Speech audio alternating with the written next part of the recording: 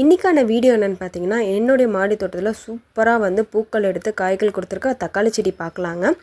இது வந்து நான் என்ன பண்ணேன்னு பார்த்தீங்கன்னா, நான் விதைகள் வந்து எங்கள் வீட்டுக்கு வாங்கின விதைகளை சேகரித்து வச்சு தான் நான் போட்டேன். இதில் பார்த்தீங்கன்னா சூப்பராக வந்து பூக்கள்லாம் எடுத்து நிறைய வந்து காய்களும் எடுக்க ஆரம்பிச்சிச்சு. பார்க்கறதுக்கே எவ்வளோ அழகாக இருக்குது பாருங்கள். இது வந்து நான் என்ன க்ரோ பேக்கில் போட்டிருக்கேன்னு பார்த்தீங்கன்னா, நான் வந்து பெருசாக வராது அப்படின்னு நினச்சிட்டு நான் வந்து 15க்கு 12ன்ற க்ரோ பேக்கில் வந்து போட்டுட்டேங்க.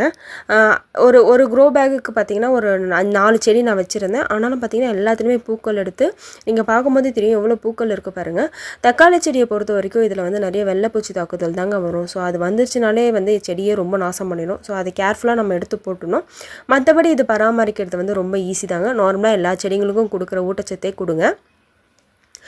நமக்கு வந்து புளிக்க வச்ச மோர் இதெல்லாம் வந்து நம்ம கொடுக்கும்போது இதுக்கு நிறைய வந்து தக்காளி வந்து கொடுக்க ஆரம்பிக்குங்க. இந்த வீடியோ உங்களுக்கு பிடிச்சதா நம்ம சேனலை மறக்காமல் சப்ஸ்கிரைப் பண்ணிக்கோங்க. தேங்க்யூ.